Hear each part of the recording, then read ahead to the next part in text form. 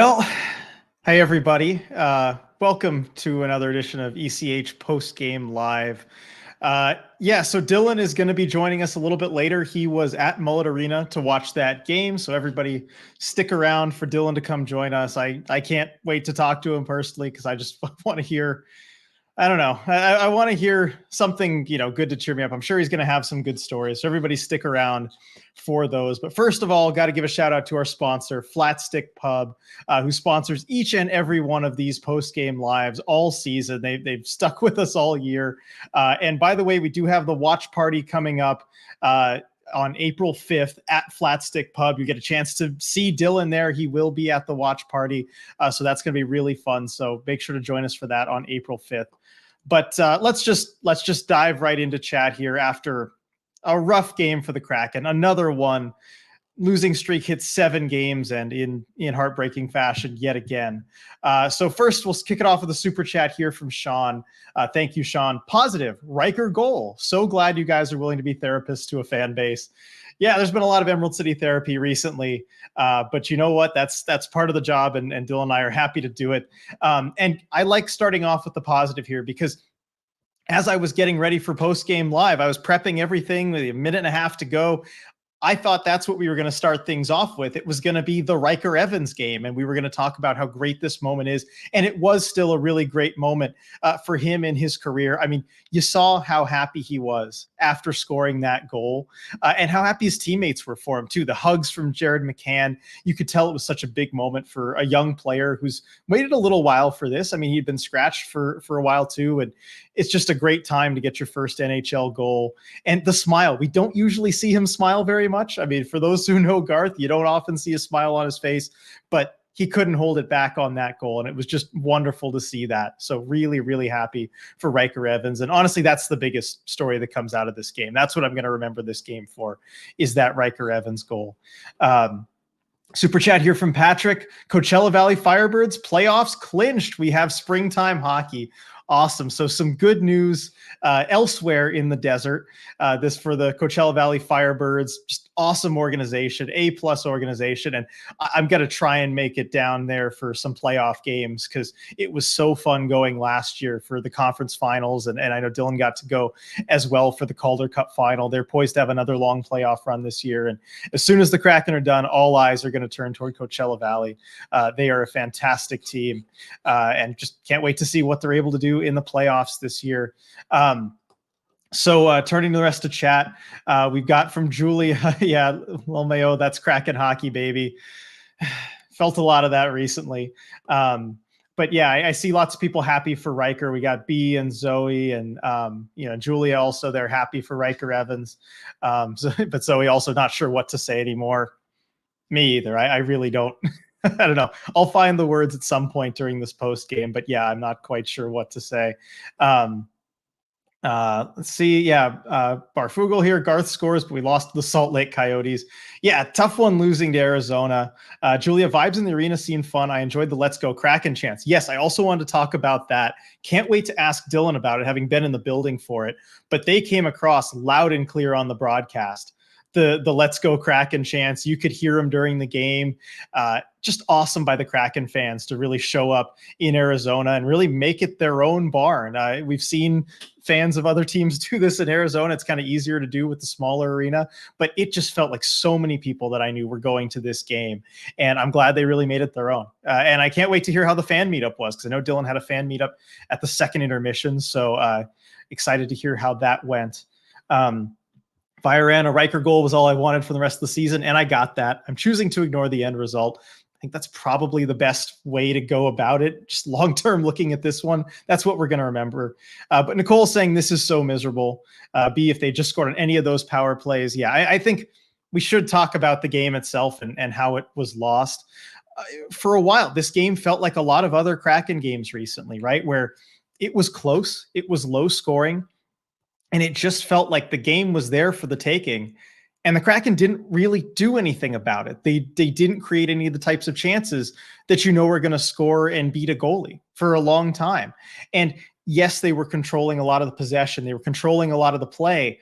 But if you look at the shot map, no big dots and nothing really in the slot. It was a lot of low quality chances. Now, they weren't allowing a ton, and that's good, I suppose. But at a certain point, you're going to have to do something to break through. And they eventually do on a fantastic pass by Jared McCann to get that goal. But you have to do it earlier in the game. I ran the numbers on it over this stretch of 7 games. The average time in the game for the Kraken's first goal is at the 37-minute mark. So almost at the end of the second period. That's the average time the Kraken are scoring their first. They just take way too long to get going. And then, of course, at the end, you can't fall apart like that. Sam Studs, 1. Riker, of course. 2. Joey. Yeah, Joey was fantastic. He did everything he needed to do to give the Kraken a chance in this game. You just have to score more. And 3, Wes McCauley. Duds everybody else. Yeah, I like that call from Wes McCauley. Also want to ask Dylan what it was like to see one of those in person. I'm a little jealous. I've been waiting all season, the last couple of years, to get one of those at Climate Pledge. Still haven't gotten one yet. So I did like that call as well. A super chat here from Schultz. Sorry, I missed that earlier. No accountability for checked out. Will Hack fly back? He will. I mean, it's gonna take longer than this. But again, if the rest of the season continues like this, if they just look, they don't have heart, they don't have effort. If they look so lifeless for the next 13 games, I don't know. I think he might be at risk. It has to turn around at some point. Let's go back to chat here. But Nicole, we also desperately need Dunn in OT. Yeah, definitely do. He makes a huge difference there, as he does everywhere, but especially 3-on-3. I tweeted it. I thought the Kraken should pull the goalie in overtime. Why not? If you lose the 1 point, the loser point, it doesn't really matter.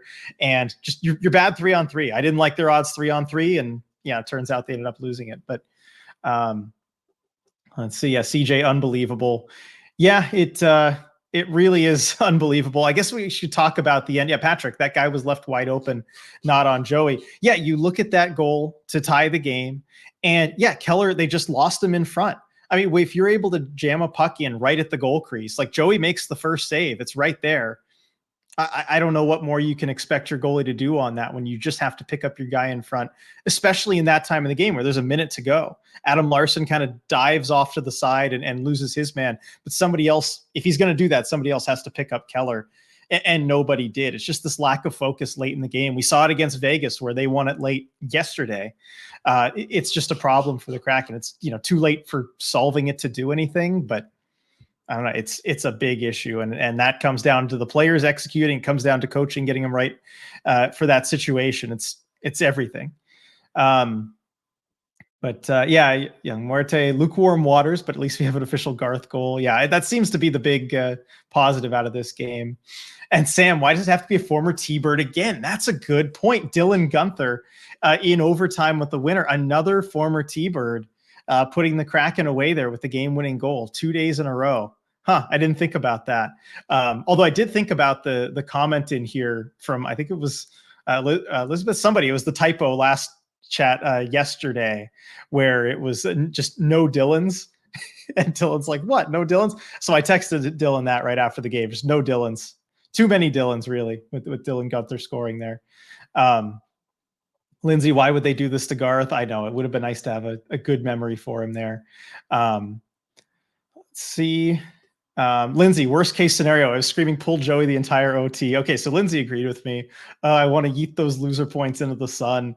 Me too. Like, why get the loser points? There's nothing good out of it that comes with it. Of course, I think the league would have to go change the rule or do something to punish teams at that point. I don't think the league would like that, so I'm sure Hextall wouldn't do it for that reason.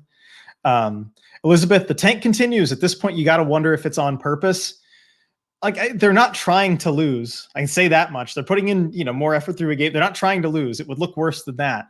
But I just think they know there's not a whole lot to play for. It's hard to get motivated in those situations, and the guys just don't seem motivated. So I think that's just where they're at. They're going through the motions. They're doing the bare minimum, but nothing really beyond that. And that's how you get these results. Chris, thanks ECH and crew. You guys make following this unbearable season bearable. Thank you, Chris. Thank you, everyone, for being here.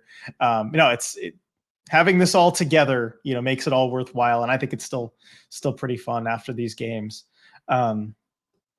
Lindsay, I really thought Riker Garth Evans was going to be the man to break the drop Davy Jones hat cursed Arizona. Yeah, I thought this one did feel different certainly after the Kraken won that challenge on the goal that was kicked in. Because at first look, I didn't think there was anything wrong with it. I thought it was going to stand. But that one angle they showed at the end of the broadcast, yeah, it did look like a kicking motion there. It just felt like the vibes were right after winning that challenge. But yes, not. Yeah, JMG agreeing with the earlier point. Keller goes untouched for the tie goal. Exactly. Chip here. Turbo is dead to me. He can't capitalize on a breakaway to save his life, man. Give me anyone but him on a breakaway. On a breakaway, absolutely. Yeah, I'm sorry. We know this now. He can't score on a breakaway. It is what it is. He's not there for the scoring, but he gets a lot of really good chances, breakaways, partial breakaways, to not be able to score on him. Yeah, it had another one in this game. Would have been huge if he could have put it in, but I think we just have to accept that's what he is as a player. I've kind of given up all hope when I see him going down there in alone. Let's see. Through chat here. I'm glad to see all the positive words for Riker here. I know a lot of people happy for him there. Lindsay, RJ, bring some seawater with you to the next home game, please. I'll see what I can do. I can go out because the arena's right by the water. I'll go rollerblading out there sometimes. Maybe I can go out to the Sound and grab a little bit of water and just bring it with me into the arena. If you think that'll help, Lindsay, let me know if from the Sound out there by Centennial Park, if that counts, if that is sufficiently good water to break the curse, Lindsay. William, only question remaining is, can the Kraken finish out the season winless? That would be quite the feat. I think we might all be happy with the draft pick that would result from that, but I'm not ready to go through 13 more of these post games after losses. So I do hope they get some wins sprinkled in there at some point. Rebecca BRB moving to Palm Desert. It is fun there. It's going to get really hot in the summer. The timing might not be the best. Good luck with the heat. But if you can handle that, there's going to be summer hockey. Bert Krem. Shane Wright with the game winner. Oh, wait, Cooley. We'll see how that plays out long term, with that draft decision. Again, Cooley wasn't on the board for the Kraken, so we'll see which guy ends up being better in the long run. Nicole, can we actually move Tanev this offseason? The missed chances are getting unbearable. I've already made it clear. I'm in support of that. I think he's one of the guys they should move. Just give me a young player instead, someone who's going to work hard, but maybe has a chance of converting on some of those. Coop, how bad can it get, RJ? I feel like the bar is pretty low right now, but a loss to the Sharks or Ducks would not remotely surprise me at this point. I'm genuinely curious to see if Hack survives this stretch. The schedule is very, very easy from this point out, at least on paper. I know Arizona was part of that, but yeah, Sharks and Ducks coming up. They're not hard to beat, but you do have to be motivated. They are NHL teams. They will try. And yeah, if losses start mounting to those teams, it's going to get, it's going to get potentially shaky for Hackstall. Let's see, Sam, at least we have some vindication for the kick-in goal during our first ever game against Vegas. It evens out in the long run, might rather have it in a game like that, first ever game against Vegas rather than this one. But, it does even out if you wait long enough. Let's see. Looking at chat here.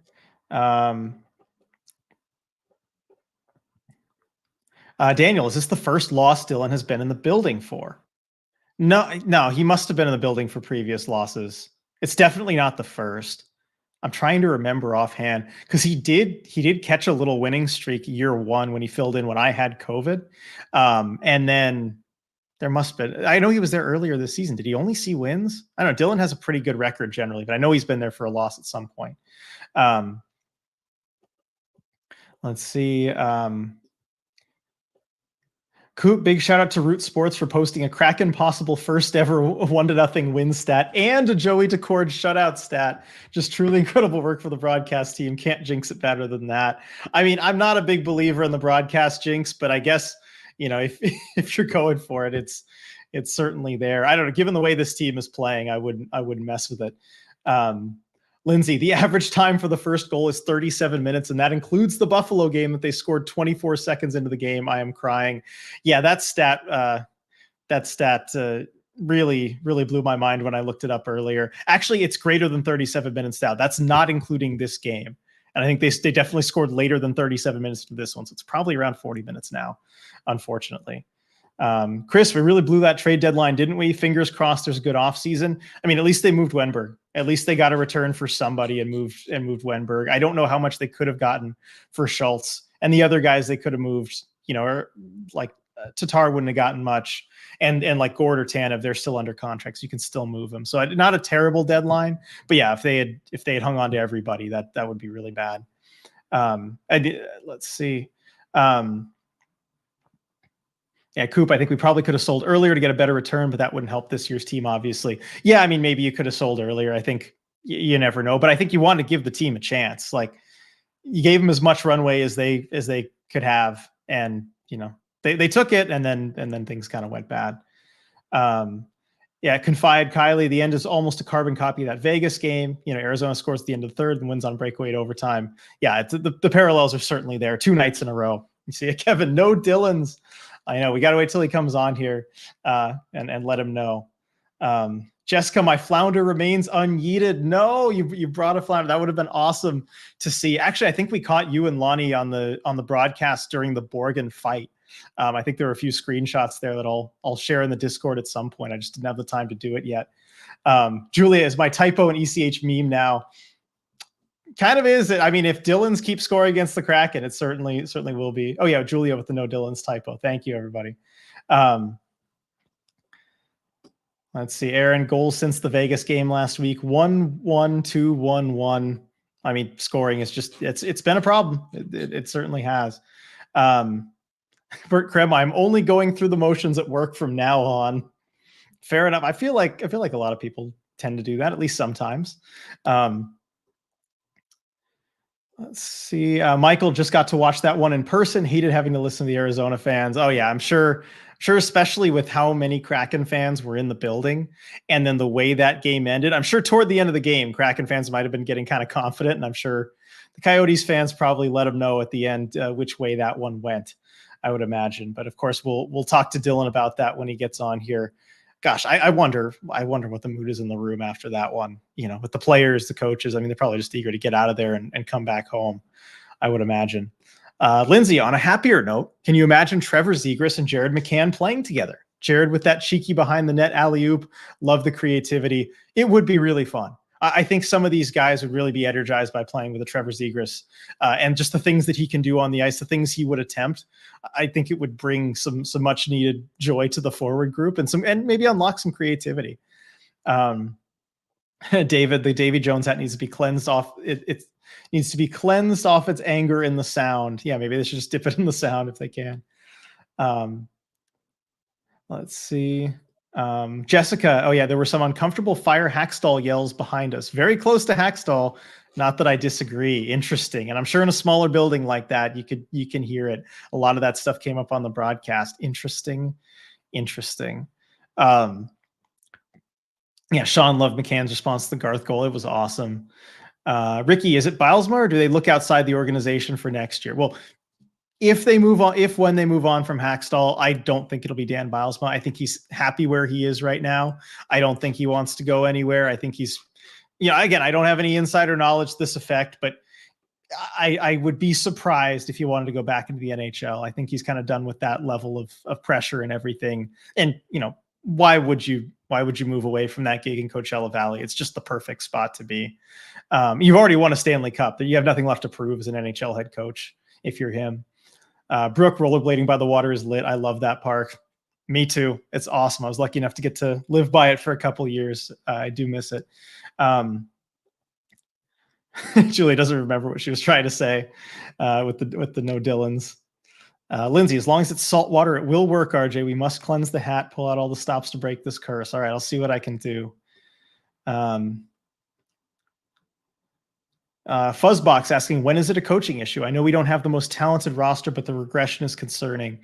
I don't know. The thing is, you could kind of see the regression coming at the start of the season, just knowing how they performed last year, and also getting rid of that production from the fourth line.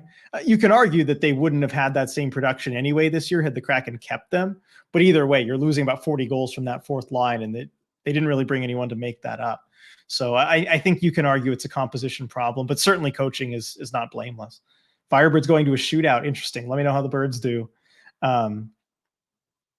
Let's see. Yeah, and Luke, Everett and Wenatchee are in the WHL playoffs. Plenty of good Washington hockey to watch. Definitely. I'm hoping to get out to some of those junior games. Probably Everett more likely. That's a little bit closer to me. But yeah, looking forward to the WHL playoffs. Caught some T-Birds games during their run last year as well. Lots of great junior hockey in the area. So would highly recommend that to anybody if you're having a craving for playoff hockey. There's some in your own backyard if you're living in the Seattle area. Really, anyway, in the state of Washington here. And I just realized I forgot to send Dylan the link to join. That is my bad. See. So I'm just going to send that to him. So yeah, I'm not used to running the stream here. Let's see. All right, there. Just let him know I sent the link. So yeah, my bad, everybody. Let's see. So he should be on very soon. And Patrick says it's weird to me to extend Hack, but then fire him next season.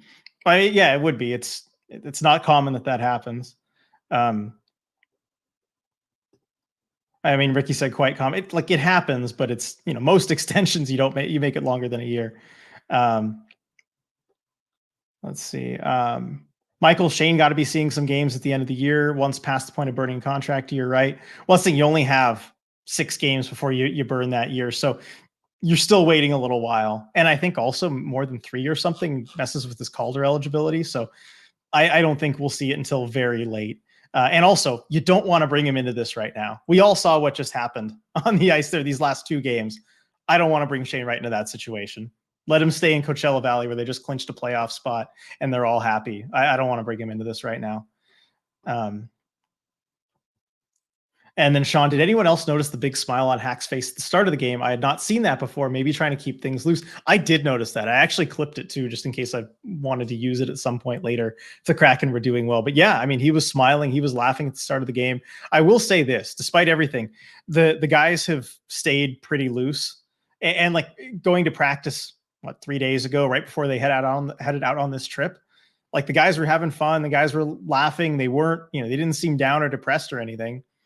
So I don't know. Maybe by the end of a game when this stuff happens, they are, but not during practices or anything. Elizabeth, I'm really getting irritated at the goalie hate Grew and Joey get, but you don't win games not scoring goals, and putting the blame on the goaltending is misplaced in my opinion. I agree. Grubauer and Joey have been fine recently. I mean, they've been absolutely okay. They've done everything they can, give the team a chance. I guess the one exception to that, would be the Buffalo game. Joey didn't have a good game, just wasn't his night. He was bad. Hackstall realized it, and then Grubauer came in and did well. So overall, though, I think they've been fine. There's the Kraken. I mentioned the goal counts earlier, right? It was Aaron who mentioned the goal counts. 1-1, 2-1-1. The fact that the Kraken are still in a lot of these games says a lot about the goaltending. The fact that they're in it, given all of that. So I'm just making sure the link got sent to Dylan here. Just to make sure he's all right. Okay. He says Wi-Fi is bad, so he is hotspotting. So we'll have him on soon. Charles says left Dylan stranded. RJ forgetting to send the link almost led to no Dylans. Well, see, that's the point. No Dylans, right? There are already too many Dylans. Yeah, RJ took no Dylans a little too seriously by not sending him the link. Yeah, there we go. Thank you, everybody, for giving me the joke to tell Dylan when he gets on here to cover for myself a little bit. So thank you, everybody. And Lindsay, how about Kraken PR fumbling the bag and congratulating Yamamoto on his 300th game while he was a healthy scratch? I mean, that's tough because PR, like I see the behind the scenes of a lot of how this works, and like PR doesn't know until we know on that stuff, like until the very end. Like I don't remember when exactly that tweet came out, but it was pretty early, and they just don't have a way of knowing, right? They find out with the line rushes just like we do. So, they're in the same spot that we are. Oh, and I see Dylan hopping on here. There he is. All right, let's. Dylan, how's it going? Good. I'm in the ethereal Mullet Arena. I mean, look, I guess if the other games hadn't primed us for this would be a lot worse. But the bottom line is we've we've been through this dance before. We've watched it, countless times over the last couple of weeks. So I guess in that sense, it just, it's just waiting around for the inevitable. Yeah. So again, Dylan, sorry for not sending you the link right away. As some people in chat have pointed out, they said RJ took no Dylans too seriously. It's been a bit of a joke in here, the no Dylans thing, after Dylan Gunther scores the winner. What are the odds of that, right? Like, talk about foreshadowing. Like, geez, we were right on. I know, right? Although again, it's that there was too many Dylans. That's right. the problem. That's the problem. Yeah. Well, you need to have no Dylans. That's if there's no Dylans, we can ensure that none of that happens. I think is the key here. But anyway, as it is, two Dylans, one with the OT winner, one right here in front of us. And I want to hear. There's so many things I want to hear from this Dylan that we have joining the show. First of all, though, I mean, I guess what was the mood in the room after this game? Because I mean, that's just a heartbreaking way to lose. But are the guys used to it? I mean, what did you hear from the players there? Yeah, so we had Joey and then we had Riker. I mean, makes sense to have those two guys for this game, right? Of course. Wasn't too many people in the room by the time like it was time to get in there, but just based on those guys, based on the couple other guys I saw walking through, used to it, might be closer to it than we want to hear, but I think that's what it was, right? Like it didn't feel like I was walking into some macabre setting. Like it was just like, oh no, this is what happens. And it's just like, oh. Yeah. What did Hackstall take away from this game? Because I know after last night's game, he said the effort was good. He liked the effort from the team and he overall kind of struck a positive tone. Was it that way again tonight? Yes, it was. He liked the efforts. He liked the energy that they came out with. Thought that there were some things like, the power plays in the second period they could have been a little bit better with. But overall, it was just the message of you got to close it out, right? Like this game was yours, and you didn't get the job done, and that's the bottom line. And obviously that's fair. That's exactly what happened. But I think that also still kind of ignores the big elephant in the room. That is like this team just can't score, whether they need to score to help close out a game or whether they need to score to get a game started. This team can't score.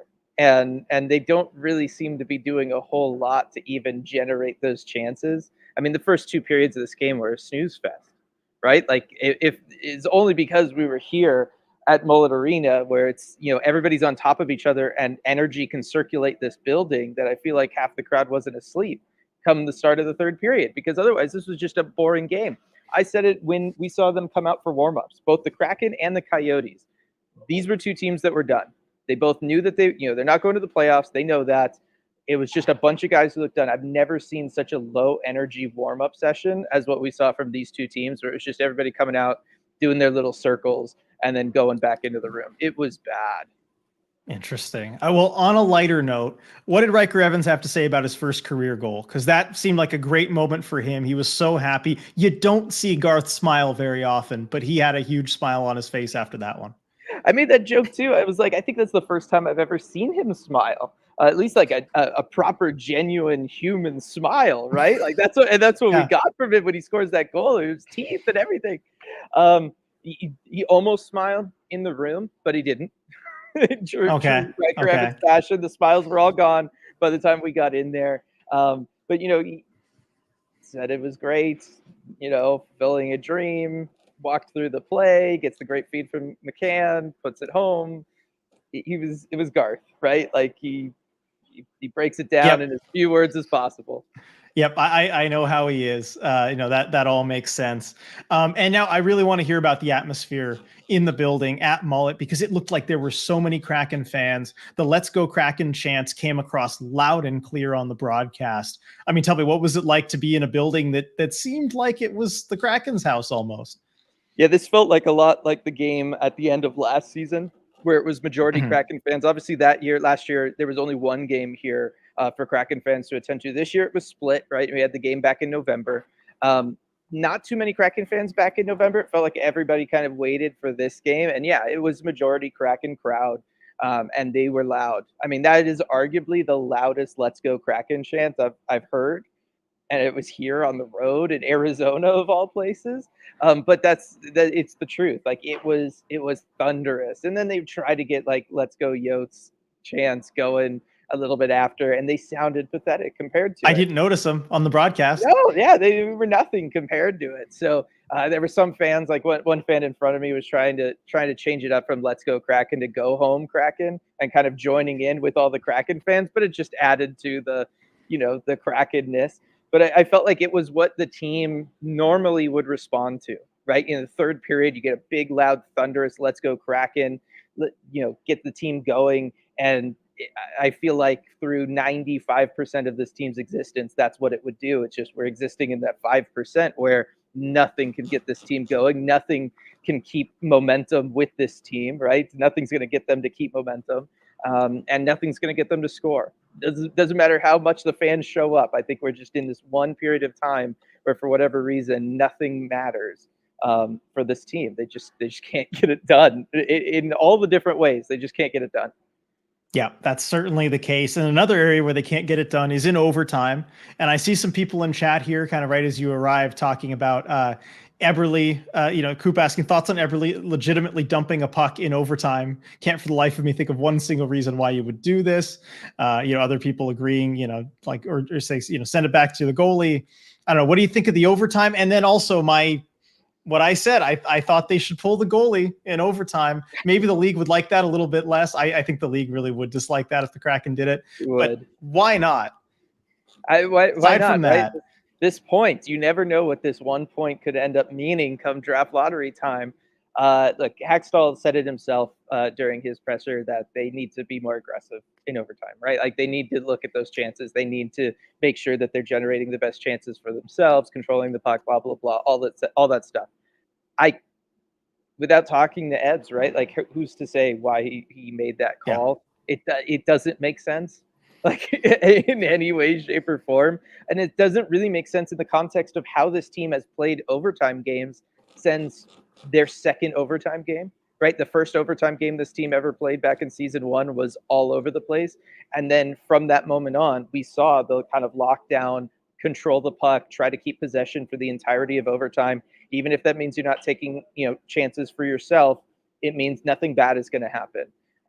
For guys to not play that way tonight, it didn't sound like Hackstall told them to try something different for this one, right? I think it might just be part of what's ailing this team as a whole, which again, we don't really know what it is, but it just seems like a lot of guys are not totally checked out, but they're not always in the moment. And I think that's just starting to affect them in a lot of different ways, including now apparently overtime. Yeah, I mean, you can see it across the board. Fun question here from Rebecca. I always mean to ask Dylan who his favorite Dylan is in the league. That's a really good question. Who are the Dylans left in the league? I'm off the top of my head, like Gunther, Strome, Larkin. Yeah. Mackle? No. McElrath? No. No, not Dylan. Maybe not still in the league. No. Yeah, there's not too many of us, is there? Let's see. Of those three, I would have said Cousins. I know it's not Cousins. It's definitely not Cousins. I probably would have said Gunther before tonight. I don't feel like I could say that right now, though. But former Thunderbird and everything. Gambrell, is he still in the NHL? Washington native? I don't believe so. Okay. I guess let's go Dylan Larkin. Why not? Sister's going to Michigan Larkin State. Is sick. Yeah. Sister's going to Michigan State. I'm going to have to go with Dylan Larkin. All right, good. From Dexter here, great seeing you again, Dylan. Hopefully this ain't the last time the Kraken play in Arizona. Yeah, hopefully not. Now, Dylan, I got to ask you, how was the fan meetup at second intermission? It was good. It was good. Unfortunately, we all forgot to take a picture, in part because we were Dylan! It was the vibe. I'm telling you, this team sucks the energy out of everything around it. It's just, it's bad, RJ. It's bad. So it was a lot of commiserating, a lot of lifting everybody up, and then a lot of talking of travel, which kind of tells you how the game was going up until that point. That was one of the big topics of conversation. But it was great to see everybody again. Always great to see you, Dexter. Love hanging out with you. And I mean, hopefully it's not the last time, because I'd love to be able to come here and see a game in your home state. Yeah, and I want to catch a game at Mullet at some point. I'm yes, hoping they're there for at least another season. You're going to have to, yeah. And I guarantee you a picture will be taken for a fan meetup if I go. Probably won't attract as many fans. I'm sure there'll be like 2 people who want to show up to see me. Yeah, but there will be a picture taken. This is why we're the perfect pair, right? Because you would remember to take the picture. I remembered to bring the banner. The thing you Oh, never there you go. remember. Okay. You never remember to take the banner. I brought the banner. I just didn't take the picture with it. Okay, fair enough. Fair enough. That's true. We do fill in each other's gaps there. This is Oh why man, meetups that's only funny. work when we're both together. Yep. Um, let's see. I mean, Bert Krem, if Hack loved that effort, he's going to love Disney World next winter when he's unemployed. I mean, thoughts on the Hackstall situation? Somebody said that they heard some fire Hackstall chants right behind the bench. Also, I don't know if you caught That those, would be but that would be the far side. I did not hear any of those from where we are, but that's opposite side of where we're at. I have no idea why the camera does this in mullet every time. They just I it's know. too angelic. You just can't do it. I know. Lindsay said she likes the angelic lighting. Yeah. I can't say that I heard that, but again, when we're seeing the team just do the same thing over and over and fail continuously. We talked the last game during, I think it was our live game commentary, not post game, about the stuff that maybe they should be practicing, but they haven't been practicing. When you look at the consistent effort, and then now with stuff like the Jordan Eberle overtime thing, where you're saying guys aren't even playing in the moment, like they're not there. Those are all like kind of the hallmarks of a coach really needing to be looked at and having to be on the hot seat. So I don't see how we can say that Hextall isn't. I think for all the reasons that we've talked about before, he probably gets through the off season and then in the next season, and then if things start slow at all, that's the move that's made. But at the same time, I know it seemed ridiculous when I said it, RJ. I said, though, if they lose like 9 or 10 of the last 15, 16, maybe we see something. They might lose all 15 or 16 of the end here, right? I mean, they picked up 2 points since the trade deadline. Yeah, I mean, there was talk of will they go winless the rest of the way early on in chat here, and I couldn't promise anyone that they wouldn't playing like this. But on a different topic though, from Sam, draft question for you, Dylan. If a top forward like Yzerman or Catton falls to our position in the draft, assume between 7 to 10, would we pass on a defenseman in that situation? What do you think? I think Ron Francis will always go best player available, and I think that's what every general manager should do. And I think that it'll be then up to the scouting department, up to the analytics department, if one of those two guys is better than the defensemen that are on the board. And it's not it's not the fun answer, but I think that's what the answer is. I kind of talked about it last time. You can't when it takes so long for these guys to develop, because even if you're picking in the top 10, you're picking the later half of the top 10, it can still take certainly 1 year, but potentially 2, if not even 3 for some defensemen to show up in your NHL lineup. You just can't pick for need in a situation like that when it might be 2 to 3 years before that guy's actually there, right? Like every time we see teams do that, historically, it has not worked out. That general manager is not there come the time that player actually makes the NHL. And a lot of times that's how we end up with draft busts, is because guys are taken ahead of where they should have been and with a lot of pressure put on them because they were drafted for need instead of just going with the best player available and them being picked at the appropriate time. So I don't think Ron Francis would do that anyway, but I also just don't think that anybody should. Yep, I agreed on that. Best player available always. And Lindsay saying, Cole Yzerman, you are a Seattle Kraken. Manifesting. Lindsay has been manifesting this for a long time now. Yep. Yeah, she's been on it. By the way, everybody, I'm kind of moved on to the bottom of chat here. So if there's something that I did skip over and miss, feel free to put it back in chat again so I catch it. As I'm looking down here, let's see, Lindsay also listing some Dylan's, DeMello, Holloway, if those sway you at all. I like Dylan DeMello. I'm a fan of his. Dylan DeMello's good. He is good. Like I said, I think I got to stick with Barca. Yeah, and on the photos, vibes are bad equals no family photos. Elizabeth, you guys, you had one job. Ricky, though, saying no photos in Tempe is always a safe decision. Fair enough. That is true. That is true. And yes, Dexter, very eager to get to the mullet at some point. So, Sam, thankfully, Montreal has no former T-Birds, though an equivalent would be if the Habs win on a goal from Slavkovsky. So, yeah, that was another thing pointed out. The winning goals coming from former Seattle Thunderbirds, back-to-back games. Yep, Cold Gunther. It is brutal, right? I guess it's a good reminder that there's some great WHL hockey in and around the Seattle area.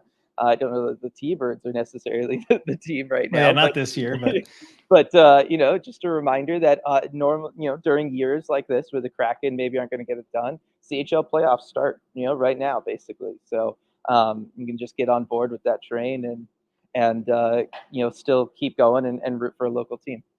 Yep. Jessica Burakovsky was on another planet tonight. What'd you think of his game? Because I did see some good moments from him. He was really good. I mean, this was like a classic Berkey game, right? He was fantastic. He was all over the place. He was making things happen when nobody else on this team was capable of making anything happen, and he walked away without anything to really show for it. That's been the story of the last little while here. He had a nice stretch where he was able to score some goals. I'm surprised at the lack of assists, just given his playmaking ability and the plays he's set up. That's what I'm saying. Like, he sets up incredible plays, but because nobody on the team can finish, it doesn't mean anything. I feel so bad for that guy, right? To battle through everything he's had to battle through both seasons now, and just not have too much to show for it is disappointing, I'm sure, for him. Yeah. And Jeffrey asking, how much do we think the loss of Wenberg has hurt since the trade deadline? They've really fallen off a cliff. We did talk about that a little bit last night on the post game. I don't know that he helps you with the scoring problem. No, he doesn't really help you there. I don't think he helps with the on ice. I don't think that dramatically changes anything. I think what it was this team took that as the front office, giving up on them, saying, we don't think you guys are probably going to do it. And it affected this team, right? Instead of being a rallying cry for this team to go out there and, stick it to the man, Ron Francis, they went and they folded. And again, I hate saying stuff like this. It sounds so negative. It sounds so awful. But at the same time, you've picked up 2 points since you traded Alexander Wenberg. And both of those points are on games that you lose in overtime after blowing a lead with under a minute left. It's just the reality of it, Dylan. I know, it sounds negative, and I hate that, but you kind of have to just give it to him straight at some point. Super chat here from Light, though. On the plus side, hey, Riker got a goal, and we gave the Yotes standings points. This was a win in my eyes. This is a win-win in my eyes.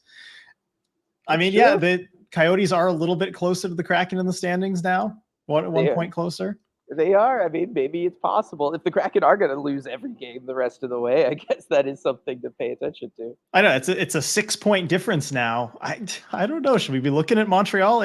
Kraken play Montreal coming up. So here's the thing. Last time the Kraken were in a 6-point difference for something, and we really wanted it to happen, the exact opposite happened. So I think right now what we need to be really doing is rooting for a lot of Coyotes losses and a lot of Kraken wins, and then the inverse will happen. All right, fair enough. So they got Pittsburgh, Buffalo, Calgary, and New Jersey right ahead of them in that race. I guess got to have those teams win some games. Yeah. Let's see. If I may, RJ. Go ahead. If I may here. From Coop, I know with all the fantastic fans of this group, somebody has the skills to create a highlight reel from hell of every TANF breakaway chance this year. Lol, it'll hurt to watch, but it'll be impressive. How, RJ? Twice in this one. I feel very honored. I got to see 2 of them. But it's unreal. It's unreal. I know. I'm sure somebody could actually do that, but I know it is. I don't understand, especially the one late in this game where did it roll off his stick? What even happened there? It was right in front of me too, and I couldn't tell you. It was just like he just lost the stick. He just picked it up and moved his stick, and the puck just kept going. Yep. And he seems to have these breakaways too with enough. Maybe it's the problem is that there's enough time to think, but there's always seems to be enough time on these breakaways where I check the number and I'm like, oh, well, all right, we know how this is going to go.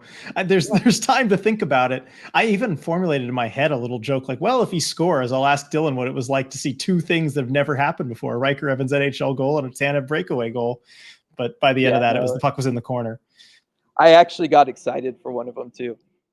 I legit rookie mistake, like, oh, Dylan. Man, here it comes. Let's go. And I let myself get excited. That was a mistake. Yes. But being in the building for Riker Evans' first NHL goal, I was also there for Maddie's first NHL goal. So I've seen the Kraken's top 2 picks from the 2021, their first ever 2 draft picks. I have happened to be in the building for their 2 NHL goals. Yeah, and I think the broadcast mentioned there have only been 4 Kraken players that have scored their first NHL goal with the team. Mm-hmm. And so then it would be Shane Wright would be the other one. Yeah. And then I don't remember who the fourth is, and I should know this, but I don't remember. I mean, it wouldn't be a draft pick, so it would have to be somebody who was a prospect who came over. It wouldn't be Karche. Like Karche, yeah. Yep, and Karche. Okay. So yeah, there we go. So I mean, hey, you're at half of them. It means look out whenever Ryan Winterton joins this club. Look out at any games I happen to be attending. Yep. Yeah, hey, Riker saved this one for a while for you. Yeah, he did. Yeah. All right. So looking back up at the chat, and I was looking earlier. I was looking for that one from Coop about the Tanev thing. That's the one I was searching for. William would love to see the Kraken go for Jalen Chatfield as a free agent this summer. He's in Carolina, right? Sure. Okay, yes, he is. Okay, I have actually been impressed by him in the games where I've seen him. I remember I could look it up in my text with you years ago, texting you about like, hey, this Jalen Chatfield guy seems pretty good. I wouldn't mind it. He's sneaky good on the blue line. I will trust you. I know you don't care or have any strong opinions. If you've been talking for a long time, look, here's the thing. Can he go net front and screen a goalie and or tip a puck? He's a defenseman. Okay, then they don't.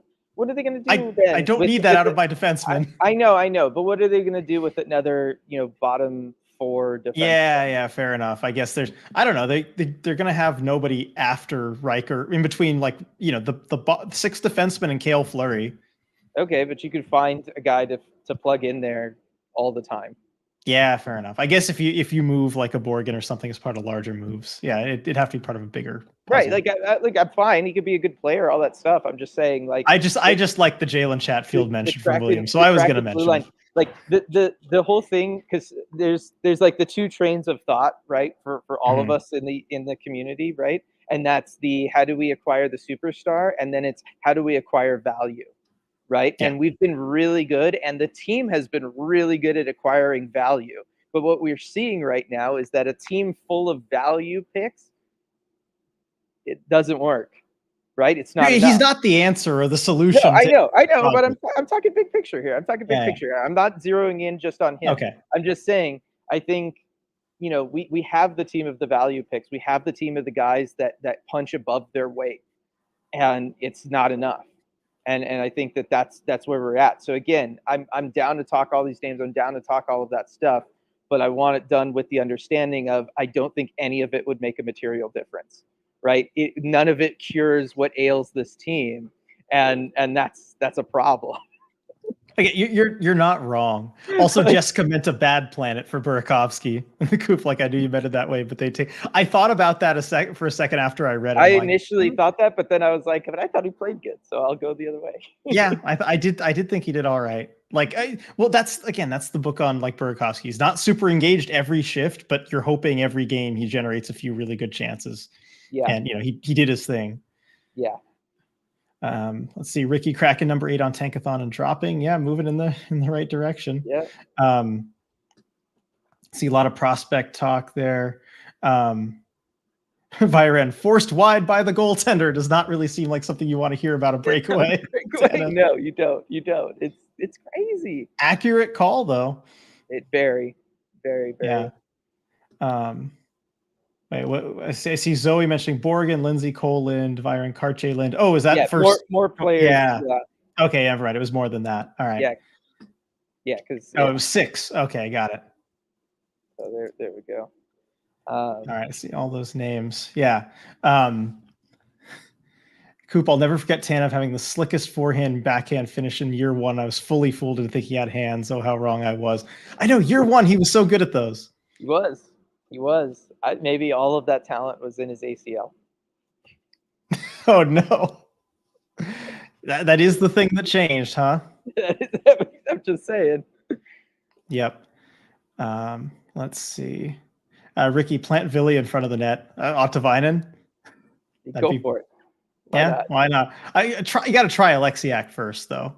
Yes. I you know what though? I did like Maddie on the power play being net front tonight. Yeah. I think that's something that if you go with that and you stick with it and you give him the reps there, I think he could turn into something just because he's got the hand-eye. I like him there. He's really good at kind of just being sneaky at times and getting around guys, right? That's why he works as a perimeter player. Him being able to be net front on the power play specifically, I think could really work if given the time to develop. Yeah. Damn, Dylan, brutal. Dylan from the top rope. Not holding back. Yes, man, that's such a great way to frame it. A+ Dylan. Wow, everybody liking that. Let's see. Schultz, open to predictions as to when we'll win again. What do you think, Dylan? I thought the entire drive here, I thought tonight was the night. We talked about it after last post game, right? We thought this was the night. Yeah, we thought this was the night. It just felt like it. It was a great day. Drive was good. All that stuff was great. And then the game started, and like I saw the warm-ups, and I was like, oh. But I was like, Coyotes don't look great either. And then the game started until a minute and a half left in the third period. We weren't really doubting it. I had more doubt then, and I think I really did, with the 1-0 minute lead into the game. Yeah, that's not good. Have you not been watching this team for the last 2 weeks? Okay. Why would I? I get it. Oh man, you have to laugh, you know. I know. Let's see. Viren, fun fact: Money Puck says Tanev is above average shooting talent. I do not trust the Money Puck algorithm.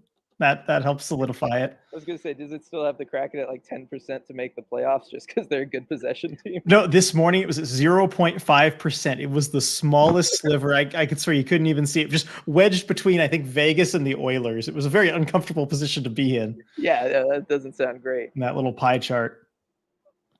Let's see. Good night from Pablo. Good night, Pablo. Lindsay, I did like Maddie's game and nose for the net tonight. Hopeful for his revenge season next year. Now, he did look a little disengaged earlier in this game. I mean, what'd you think of the way that he finished it? Okay, so he finished the game way better than he started it, because in the first period, the Kraken had a great chance in the offensive zone. His line was coming off. The second line was coming on. And they were kind of cycling and doing the line change while they were in the offensive zone. And Berkey gets the puck along the half boards, right over there, right by the Noble Ground Coffee sign down there. And and not that you can see it. I was gonna say in that sea of just blinding light. Yeah, I want to be a weatherman. Okay, no. So Berkey gets it, and he puts his head up, and he's got Maddie. Maddie's wide open. The problem is Maddie's going off on the line change again. Kraken have possession in the offensive zone. Maddie is already straight-legged, just coasting towards the bench. And if he had his head up and he was just even following the play, even if he was still moving in the direction of the bench, he could have had the puck. And I'm telling you, there was nobody around. He could have walked in and had a great chance in the slot, and then you book it off. The problem being, like, he didn't have his head up. He didn't know where the puck was. He didn't realize that a teammate had the puck and that he was in a good position to score, or that he needed to get off the ice quicker, right? If you're really gassed and you don't have anything left and you can't stay to help the offensive chance, then you get off the ice as fast as possible so that Jared McCann can get on the ice and go in there and try to help out Berkey, right? That was an issue for me. So that play really kind of stood out as one of those, like, wow, he's just out of it, right? Like, how do you not know that? And that was very early on in the game, like very, very early on. So none of the like injury stuff later would have played a role in that. That was like 10 minutes into the game. Right. And I'm not saying this is really a negative or a positive, I guess, but he has thrown so many pucks through right through the crease that have just gone out the other side these last two games. There've been a lot of those. And a lot of them, his head's not up, right? Like he knows that's the danger area. That's where he should throw the puck. And that's great. But a lot of these plays are times where he has time and space and he can pick his head up and he can choose to find a teammate. Right. And he's not really doing so. And so I think that's that next evolution. We're always talking about him growing offensively. That next evolution is he needs to understand that in the NHL, what constitutes time and space versus lower levels of hockey is very different. And he's being given a lot of time and space for an NHL player. And he needs to start feeling comfortable in those situations so that he can pick his head up. He can search for an open guy. He can make the actual play rather than just trying to throw it to a dangerous area, throw it to the right space. He can actually throw it to a teammate. Yeah, and that's all the stuff that's just going to come with time. And Lindsay, did Dylan's whiteboard game just level up? Just pointing things out on the actual ice. It's And too then white Ricky, to be seen, apparently. yeah, It's reflecting that's all of the too white light. for the whiteboard. Yeah. And then Ricky, weathermen needed in Arizona for about 15 days a year. Yeah, that's true. Yeah, it's not. I don't know that I could really have a career doing it, but for the day that I'm here, Yeah, why not? uh, All right. So as we reach the bottom of chat, kind of last call in yeah, chat. Anybody else has anything? yeah, In and the then I have a meantime, couple though, more Dylan, too. anything you'd like to add or stories from the game? Anything fun? Yeah, so there was two things with Justin Schultz. One where there was a time where Dumoulin pinched up in the offensive zone, and it was a good pinch. It just didn't really work out, and Justin Schultz didn't cover. Like, I Hmm. don't know what he was paying attention to. He just didn't cover at all. And then I think, last game against Vegas, he struggled with this, and then tonight he continued to struggle with this. Justin Schultz, and that's he gets beat to the inside so easily. Like, you can just bully your way to the inside on him so quick. You don't even need to get physical. You just make a move towards the inside, and he's just failing to stop it right now. So I think that's something he needs to really work on there. And yeah, that was really it, because those were the things.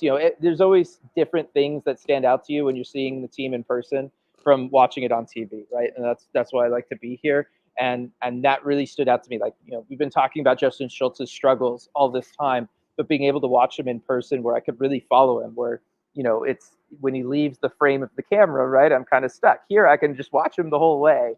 Um, and those were the things that I was noticing from him, is just that the awareness isn't always there. He does a lot of puck watching, and then he doesn't seem to he's not reading plays well. Whether it's a guy coming in on him defensively, right? He's skating backwards, and he's got to figure it out defensively. Which way is he going? He's really struggling with that. He's struggling to read plays in the offensive zone. I don't really know why that's the case. Obviously, he's a veteran guy. He's played a lot of hockey. It generally that doesn't happen to veteran players, especially veteran defensemen. But right now, it just looks like he's having a really hard time reading the play, no matter where the puck is. Yeah, and I guess there's not a whole lot you can do given the inflexibility on the blue line. I mean, there's nobody really to call up, put in there instead, or sit him down. It just doesn't, they kind of have to roll with this. So that's just kind of where it's at right now. All right. So with that, I think anything else, Dylan? No, that's it. All right. So yeah, with that, I think we're gonna wrap things up. Let you get to sleep or driving back. I don't even remember which one it is, but I'll let you kind of let you get to sleep there. I know it's been a long day with a lot of driving for you. But before doing that, Dylan, it's your chance to point down there to our wonderful sponsor, Flat Stick Pub, with us for each and every one of these post-game lives. Yeah, there you go. Look at that. Look at that. Like the weatherman, the Vanna White, whatever you want to call it. Perfect. Oh, look at that, Dylan. You're a natural. That is wonderful. And people, if they didn't get the chance to see you tonight, we'll have the chance to see you on April 5th at our watch party being hosted at Flat Stick Pub at the South Lake Union location for the Kraken Ducks game. It's going to be a really great time. I know you got some fun stuff planned for that one. So hoping that you can see as many people as possible there as well. But that's going to do it for ECH Postgame Live tonight. Thank you, everybody, for joining us. And we'll see you next time after the Kraken's game against Montreal.